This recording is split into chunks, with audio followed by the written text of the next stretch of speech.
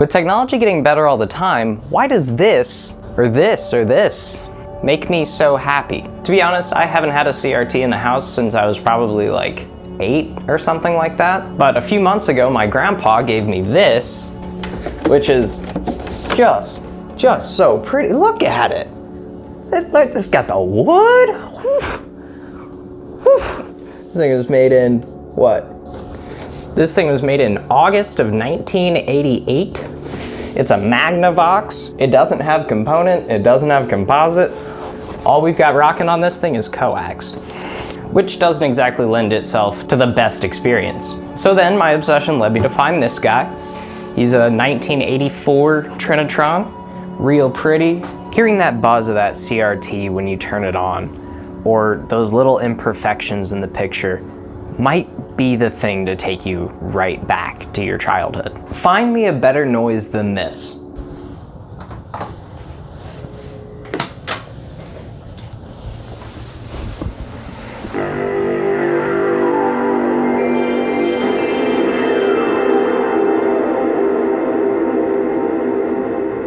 Maybe for you it's the hypnotic piano notes of the GameCube startup.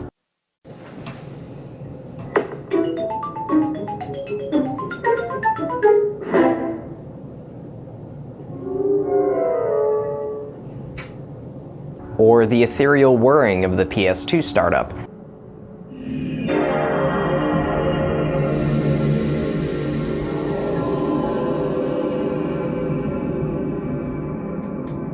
Everybody's gonna have a favorite. Every classic console holds a special place in somebody's heart, and those little intros are an awesome way to just trigger that experience. Like, oh, we're back.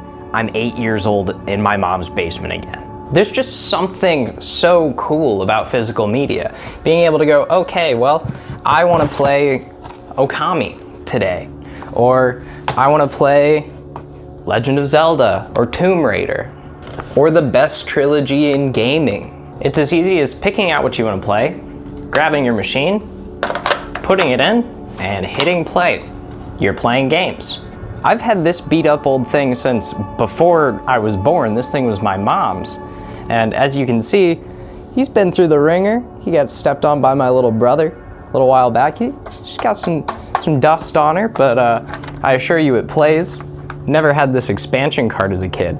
I got this like 10 years ago at a McKay bookstore because it's so cool. Look, it shimmers. It's got the holographic. And I never had the dang expansion slot because the expansion slot was $50. And I finally just spent the money and did it. And I've been playing Legend of Zelda Majora's Mask, and it's been so much fun. Or this beautiful PlayStation 1 that I found for $30 at my used game store. It's in awesome shape, everything works, pops open nice. What is so cool about this? I mean, the graphics aren't better, the audio is not better, the stories arguably are not better, they're just different. It's all just different. And a lot of it's from a time before I even drew breath. Why do I have nostalgia for an era that I wasn't even a part of? As it turns out, there's actually a word for this: anemoia. Anemoia is a longing for a time that you did not experience, and it usually stems from depictions in media. So when I watch my favorite John Hughes movies, that's the 80s for me.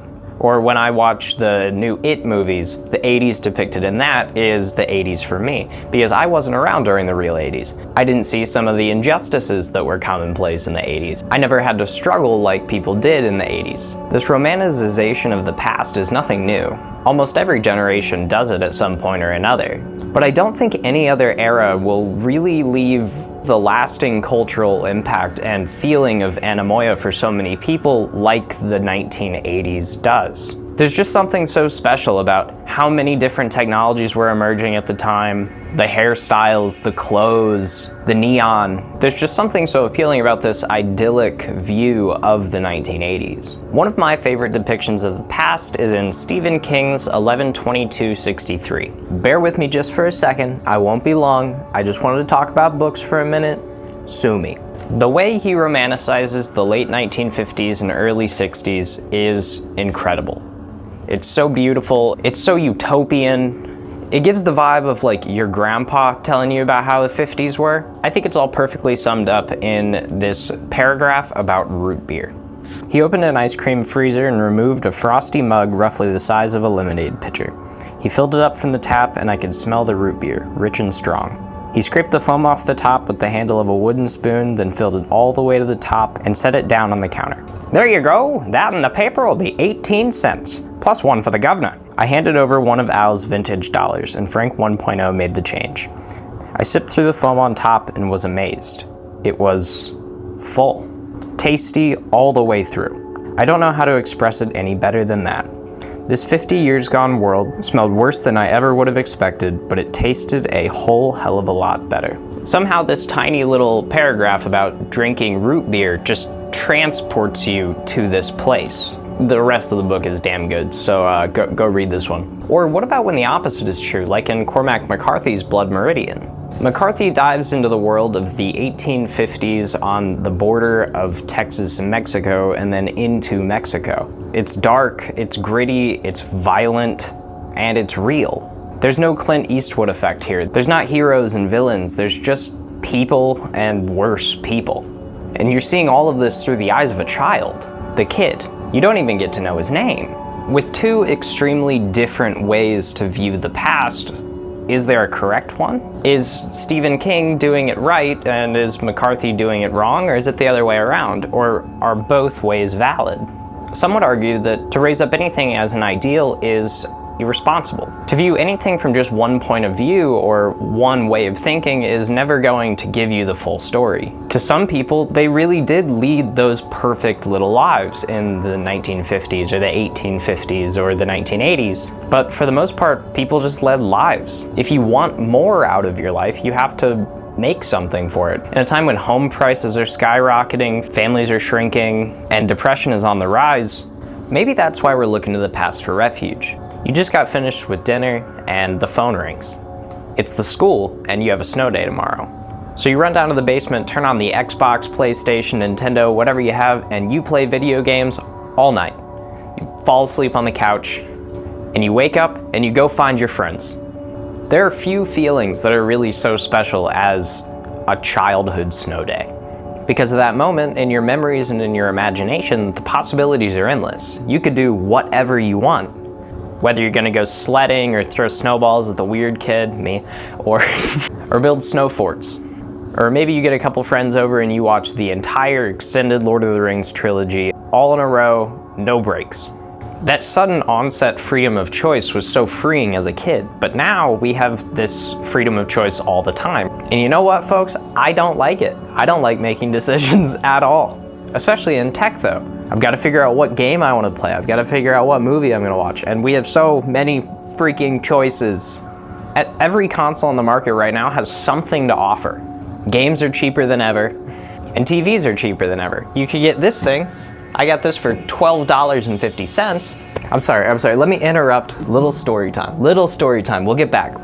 I was scrolling on Marketplace and I found my HD CRT for $25 listed. So I texted a buddy and I asked him, hey man, do you want to come up to Toledo and check out this TV with me? He goes, yeah man, sure, no problem. Because I drive a sedan and, well, I didn't even know I'd be taking this home, but the other one wouldn't have fit in my car either. The listing says that if I grab the TV today, he'll give it to me for 10 bucks. So I'm like, yeah, dude, let's go, let's do it. And he says, cool, man, come up. So we drive an hour up there, and when we finally get there, we are a little bit sketched out because we are on the outskirts of Toledo, not in the best neighborhood. And the guy says, hey man, just pull around back. And nothing against this guy, but that was the scariest thing he could have said. Because we're looking at this guy's house and he's just got cars in the back, like not a particular type of car, not a particular make or model or, you know, anything like that. He's just got cars and like stuff in the back. And as we round the corner of this house, we see this staircase. Guys, let me tell you about this staircase. It is definitely illegal. It's in the backyard of this guy's property. And it goes from the grass in the backyard to the second floor. There's a door on the second floor. It's missing its left railing and one of the steps at the bottom. So the guy comes out and he's like, oh, nice to meet you, yo, nice to meet you. He's like, yeah, man, TV's upstairs. And we're just like, no, what do you mean it's upstairs? So we follow him upstairs thinking we might get stabbed, and we go in, and this guy has probably 20 to 40 TVs, and they're all on. They're mostly CRTs, a lot of really small ones, but we turn a corner and see my new baby, the big HD CRT. He turns it on, shows us it works and everything, and we begin the scary trek down those stairs. Because that TV weighs like 150 plus pounds, and we each weigh 150 to 200 pounds. So we've got like 500 pounds on these stairs carrying this TV down, and it's just like... So we're sketched out the whole way down, but we finally make it down to the bottom, and the guy goes, "Hey man, I also found this the other day. Do you guys want it?" And I was like, "Oh, I don't know. I wasn't really in the market for another TV." And he goes, "Oh no, do you want it? It's free." And I was like, "Yeah, dude, let's load it up right now." So I ended up with 2 of the nicer CRT sets that have been released for $25. Do be careful on Facebook Marketplace though, because that could have gone a different direction. Or you could go get an older used 1080p flat screen for, I'm sure, not that much money. This one came with one of our houses because somebody just didn't feel like taking it. Cat toy, good lord. Or I got my 70-inch 4K TV for $300 used on Marketplace. Being overwhelmed by choices sucks. Living alone has been one of the hardest things I've ever done because I have to make so many choices throughout the day, and I have to remember so many things. I've got to remember to clean the dishes, I've got to remember to clean the kitchen, and I've got to remember to vacuum the floors, got to remember when I clean the toilet last, and all these things compound to mean that I have a lot going on in my head at all times. So to make a choice sucks. So when I have to figure out what I want to eat, that might end up being like an hour debacle for me because nothing sounds good at all, and I keep looking at stuff and it's like, oh god, well now I don't even want anything. But you gotta eat something, right? And sometimes I feel this same fatigue with video games, and that's sad. That sucks. With video games being cheaper than ever, from used consoles to new hardware, it's really hard to figure out what I even want to do. Am I doing a disservice to Final Fantasy VII by playing something indie like Pacific Drive? Even though I haven't finished this game, I actually haven't even started. I have started and really been enjoying this one. But I own this, and I paid similar money for this even though it's 20, 30 years old, because it's hailed as one of the great games of all time, and I know I should play it, but I haven't started yet. And that guilt carries across some others in my collection, like Max Payne, Metal Gear Solid, or even more recent games I haven't gotten around to, like the new Spider-Man games or God of War Ragnarok. I would be insane to stand here and tell you that it's bad that games have gotten cheaper. But the fact that we have so many of them and they're all so awesome makes it so hard to figure out what to play next. How long do you wait between each of the greats before playing another? And I'm definitely thinking too hard about this because obviously you should just play whatever the hell you want. Our time is so limited now, and newer games definitely take up a lot of time, but older games like Final Fantasy VII also take up a lot of time, and often have more complicated or complex setups or more space-taking setups like a CRT. This thing is shoulder deep from the wall. It's giant, and not everybody has a piece of furniture that's this wide that can support 100 plus pounds, or even the room for that. I had to pull my dresser out to use it, and now my cat gets back there and she screams at me because she gets partially stuck, and then she writhes around near my power cords, and one of these days I'm scared I'm gonna hear a pop. But I've chosen to make that sacrifice because God, sacrifice, that made it sound like I was fine with losing my cat. I meant the sacrifice of the power stripper, like my time, not the cat. Nobody kill my cat. That's a dumb bit. I've got some actors for this scene. We've got Mort, right here, and don't think I don't see Anna off screen here. Don't think I don't see her. Choice has been the topic of comedy for a long time. How many times have you heard the bit, "Oh, well, I asked my wife what she wanted to eat, and she said, I don't know." It's a tired bit, but I'm sure you've heard it before, and I'm sure you've experienced it in your own family. Nobody really wants to make choices. Of course, you want to make certain choices. I'm not saying nobody wants to make any choices, but little choices like what's for dinner, or what's for lunch. Unless you're really craving something and something's particularly calling you, that choice kind of sucks. You don't really need it. Like, if mom says it's white chicken chili tonight, then it's white chicken chili tonight. And I'm down for that because I know it's got vegetables and protein and other good stuff for me. And I probably had a good lunch that day too. But now that I'm alone, man, I eat like crap. I try my best to cook as much food as I can on my own and try to put vegetables in it, and sometimes I slip and sometimes I do well, but every time since I live alone, I have to cook for 3 people. So no matter what, if I choose to eat hamburgers, guess what? I'm eating hamburgers for 3 days because that's what's economical. That's what makes sense within the market. And that sucks for me because that means I have to feel like crap for 3 days because I'm eating nothing but freaking hamburgers. And yes, I could choose to freeze the stuff and eventually come back to it, but I'm really not good at coming back to frozen food. I froze a bunch from Thanksgiving, and guess what? I still have probably half or 3/4 of a Thanksgiving meal. And that's my problem with, oh, Jesus Christ. And that's my problem with choice. They're wanting to be involved. Oh my God, they're taking down the deer. Oh! I'll figure out what I was talking about in a second. After our quick interlude with the criminals. Mort, do you have anything to say for yourself?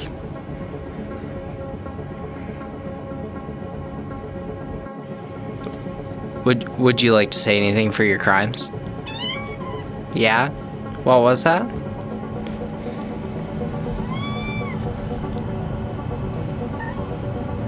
I promise this is all coming back to video games and media.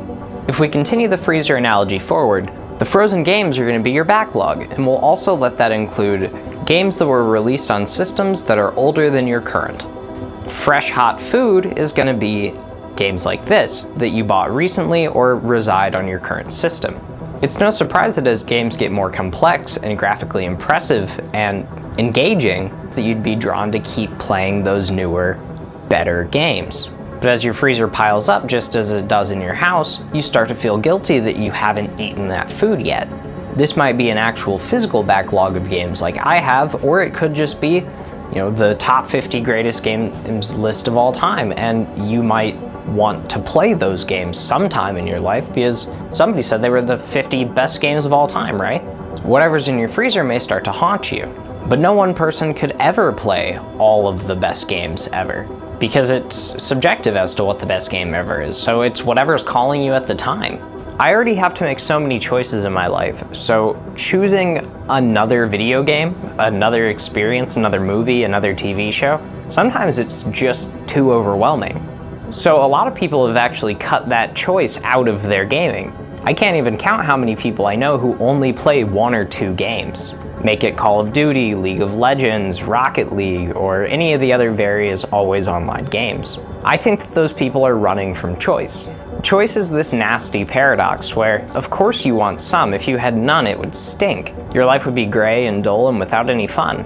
On the flip side, too much choice can be detrimental to the human experience. If I'm making choices from the time I get up to the time I fall asleep, at some point in the day, I'm not going to care about those choices anymore.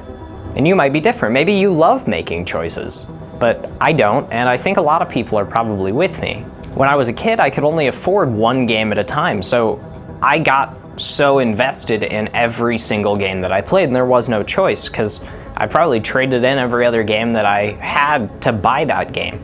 It wasn't a question of if I'm wasting my time doing one thing while I do the other. And I think there's a lot of choices like that in life. Maybe it's when you choose to bed rot in the morning and watch YouTube for an hour longer than you should, and you feel guilty after that. If you learned something during those YouTube videos, maybe you shouldn't feel guilty, or if it was really just mindless brain rot, maybe you should. But we choose to make ourselves feel guilty or not. Let's go back to Anemoia for a second.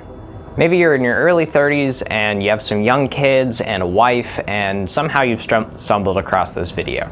Is there ever a part of you that thinks about a time where you had all the time in the world to play video games, watch movies, or read books? Did that time actually exist for you? Or are you just making up a fantasy of a time with no responsibility now that your day-to-day responsibility is so much higher?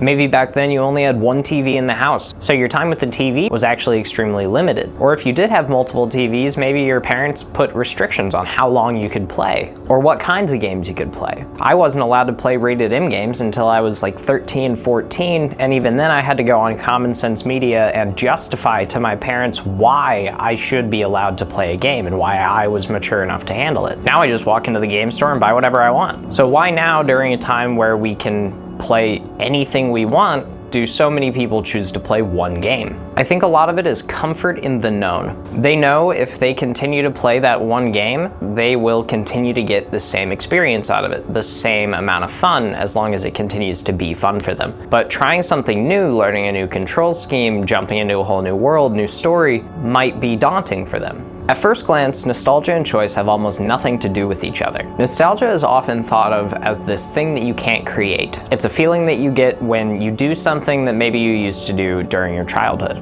But through choice, you can create nostalgia for yourself. If you choose to immerse yourself in media from the time, you'll start to gain this nostalgia that grows and grows and grows as you learn more about the medium. One of my favorite games of all time is Planescape Torment. It was made in 1999, before I was born, and both my cats are named after it. They're Mort and Anna.